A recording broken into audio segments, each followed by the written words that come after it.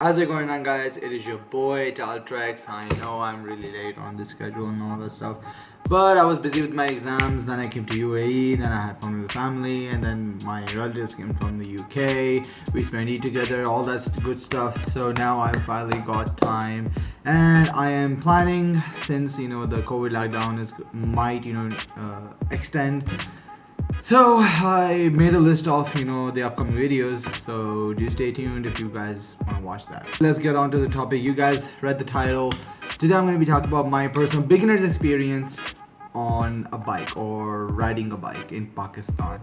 Now, before we get into this, let me tell you guys one thing, that I am, like, at heart, I'm no joke a biker dude. Why? Because in 2016, when I turned 16 years old, yes, I was the chubby kid in this photo, I wanted to get a bike's license. Like, I wanted to be, I never had interest in cars, I just had interest in bikes. When I recently, joined university in Pakistan, I unfortunately couldn't afford a car over there. So my dad told me, here's the money, go get yourself a bike. So I did. This is my bike. It is a normal 70cc China made bike. Why did I buy a China bike? Well, it's because honestly, even after me being a biker dude, I wasn't an expert at it, since why I got this one. But I'm planning to get this bike right here. It's a Yamaha YBR 125G. It's a 125cc bike, and it is the G version of the Yamaha YBR series, which means that it is the top model. And I decided to get this one, the YBR one, because out of every single bike within the range of 200,000 rupees, this one sits best with me. So yeah, and my first ever training in Pakistan was on this bike, so I personally loved it. And the person who did give me training, Sammy, thank you so much, Sammy, it really means a lot to me. He actually got his bike and he was like, you know what, get your ass on it, let's train. He trained me in Fizaya, and then we went to this, where did we go, Jinnah Super, which is in Islamabad, and we just roamed around over there. And I actually drove on the highway, and by the end he was like, you are 80, you're not 80, like 50 to 60% ready. So, and then he was like, you can buy a bike now. Why? Because you know how to, when to shift the gear, when to apply brakes, and when to shift the lane, how to shift the lane, all that basic stuff. So yeah, he basically, he told my dad, yes, Talha can buy a bike now, it's all right. And so yeah, I got the bike, and here's my first ever story on the bike. As soon as I bought the bike, I was super excited to take it home to Sammy's house and show everyone my new bike. And as soon as I took it out, like out of the showroom, I literally rammed it into you can say a Molvi's CD70, which is a Honda's CD70. It is a 70cc bike, but CD70, you guys get it, Honda CD70. And he was like, he looked at me behind, and then I think Sammy from behind told me he's a new driver, so the Molvi, he just went on his way, and I also apologized. So yeah, we don't really do fines or call the police on these small things. So I only bumped into that plastic thing, so there was no big damage. So yeah. What else? I have experience on my bike for nearly, you can say, 5 months. Yeah, 5 months. I've been in Pakistan for 5 months. Not, you can say 4. Okay, you can say 4. So I have had experience in winter, in spring, and in summer. Let's start with summer. My summer experience on bike was kind of horrible. Why? Because it is super hot. Like, once you go on a bike, it is so hot that you literally get tanned so bad. Like, you guys can see, like, this is like the tanned part, and look at this is my actual skin. No freaking joke. I was like, you guys know this one character, hold on, the Joker's girlfriend, yeah, Harley Quinn. You know how, like, she's half blue, half pink or something like that? I'm half black, half white. So yeah, no joke, this is one of the things. And second of all, I always wear a helmet. Here's the thing, I always wear a helmet while I am riding a bike. Why? Because safety first. So as soon as I wear the helmet and I put the visor down, no joke, I start to suffocate in the heat. Why? Because it is super hot, and by the time I reach my destination and take off my helmet, my hair is full of sweat. And no joke, I always the visor of the helmet, I always put it up so I don't suffocate and that fresh air comes. And also, since it was COVID, I used to wear a mask as well, so you guys can only imagine. Then I started wearing like do-rags to prevent like excess sweating and all. But yeah, that you would literally become a human toaster. So not a human toaster, you basically become a toast in the toaster. So yeah, one really common thing that even I'm gonna complain about is the bike seat. If your bike is parked in direct sunlight, trust me, once you sit, your ass is literally going to get roasted. Not the boy roasted, like proper roasted, like a ass fry. Oh man, I'm a whole different person. Like you guys have subscribed to some weird stuff. So yeah, and you're gonna get it. But the one thing that no one complains about, like that I personally really hate, is when you actually imagine your bike is standing in the sun. Okay, you sit down. Yeah, your ass gets fried so bad. But the worst thing is the clutch and the brakes. Now let me remind you, the clutch and the brake of the bike actually are made out of metal and they're coated with black paint. So you can only imagine how hot would that be. And no joke, even the handles, like the handle where you grip, even they are like wrapped with silicone, black colored silicone. So it does get really hot. And no joke, there have been times where I have put my hand on the clutch to kind of put in the first gear, and I have immediately, like, you know, that involuntary reaction. What I'm trying to say is, like, no joke, the clutch and the brakes are super hot, and that's why I at least try to keep my steering, or especially the front of the bike, in the shade, even if the back is not able to, because no joke, I can bear the ass frying, but I cannot bear the clutch, my fingers frying and all that stuff, because I had to go to university and kind of write. So yeah, I don't think I had an option. Moving on to my experience in the spring, which is pleasant. No joke, the weather is good. It's not that hot, it's not that cold. You can just put on like a t-shirt, you can put on some jeans, some good looking shoes, and you can just ride. And it is by far my amazing experience. I had the most amazing experience in spring. So yeah, that's all I have to say for spring. Moving on to winter, when literally well, I mean, I can't complain because I kind of like the cold. my experience in winter, I'm gonna divide it into dry winter and then wet winter. During wet winter, when it's obviously raining and it's really bad. Now, fun fact, during the wet winter period, I actually did not have a bike. I used to, travel via Uber, and one person Ubering a car is not really an optimal option for me, because 500 rupees for one trip, that's a lot. So that's why I just go on a 200 or like a 150 rupees rent on a bike, and I used to travel. Once I had to go to a bus stop, and I took the bike, and it started raining, and that guy drove so fast, and it was windy as well.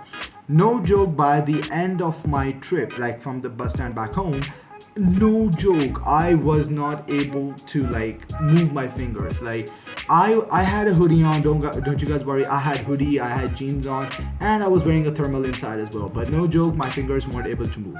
Even like I didn't go to my house, I actually went to Sammy's house, and no joke, my fingers were so bad. Like I was like this, like I'm a chubby dude, like I have some adipose tissue layer on me, but it was so cold that I literally was shivering like this. And my cousins, they were laughing at me. They were like, what is wrong with you? I'm like, I'm cold, don't judge me. And yeah, and then they didn't have a heater at that time. Maybe their heater was broken or something like that. And since the heaters in Pakistan actually run on gas, it was kind of risky for them to actually put the heater on. So I was like, don't put the heater on, I don't want to die, I just want to make it out alive. And then they literally turned on the stove and they told me, yalla, stand next to it. I think like a proper 1,000 rupees bill literally they had to pay because of me. So I'm super sorry for that, Sammy. I know you're watching this video. Much love to you, by the way, and I'll be coming back to Pakistan soon as well. All right. So yeah, I literally was like, I was like this. I was like this, and no joke, everyone in the house was laughing at me, and I don't blame them. I was acting like a freaking cartoon. I was like Tom or Jerry when they're, you know, they come back from the cold and their hands are all ice, and then even if they blow freaking ice on their hand. So yeah, and so that's basically my experience in like the wet winter. Let's talk about the dry winter. Dry winter, honestly, it's not that bad, but I would suggest if any one of you, are planning to go to Pakistan and then get a bike, first of all, get like a normal China-made bike because that's cheap, and just drive it for 1 year so you get a gist of it. Then go on to a bigger bike. And if you're really a rich type of dude, just get like a normal 1 to 5 bike because that's the most you need. No joke. You don't need like a heavy bike just to go to university. So yeah. What else?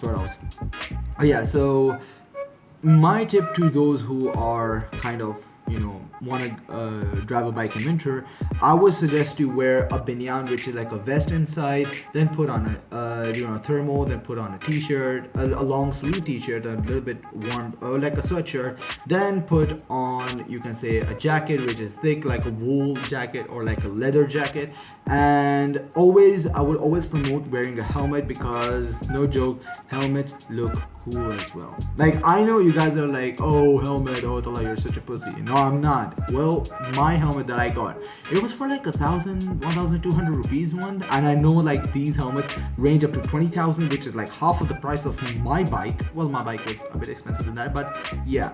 And no joke, like if you have and if you kind of wear the helmet, it actually protects you as well. So yeah, for safety first, once again. But obviously put on the helmet, and then still your neck kind of is naked. So what I would suggest is that they're like these shawls or like these scarves or like you get the gist. Just wrap it around your neck, not too tight but not too loose, just enough, and then don't let it go, and then wrap it all the way around so that it doesn't behind. So yeah, that's actually kind of a safety hazard as well. If that scarf gets stuck somewhere, trust me, you're gonna get freaking decapitated. So yeah. And obviously let's talk about what type of jeans should you wear. Well, there are these special type of jeans. Okay, you must wear thermal as well. Like down there you must have a thermal on. Like there's like these pajamas that are made of the same material as your thermal is being made out of. So kind of wear that and then put on some jeans. After that, I think jeans will be fine, and then wear some winter boots such as Dockers or Timmy's if you're really rich. So yeah, and make sure you put on 2 pair of socks, not 1, 2 pairs. And not only that, but let's come to the the hands.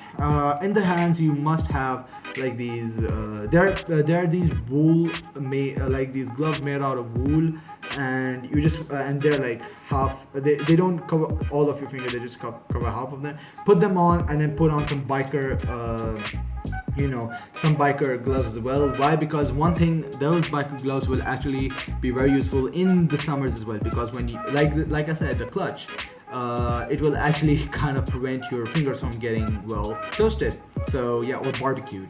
So yeah. And sorry, there was a notification on, sorry. So wear those gloves that they're not only going to protect your hand, it's also going to help you fight the cold.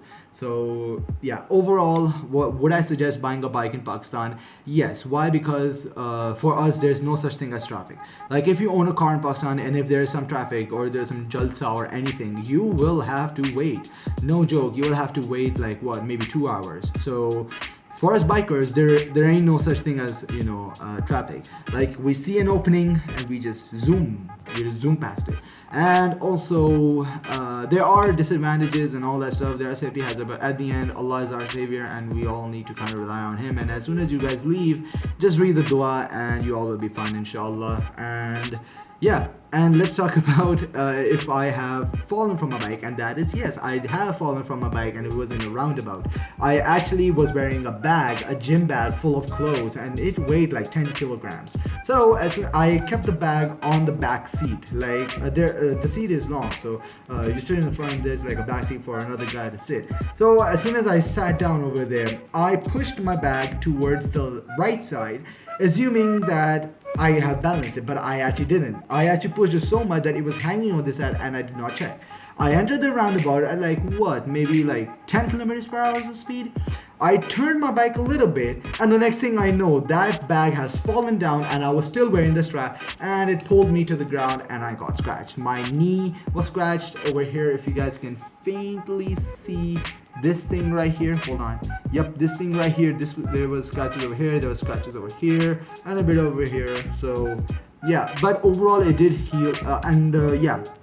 One more thing, after you fall from a bike, make sure you go to a hospital as soon as possible and get a tetanus injection. Why? Because the roads ain't clean nowhere around the world. So you must get a tetanus injection, and if there are serious injuries, do consult a doctor, and I would suggest that.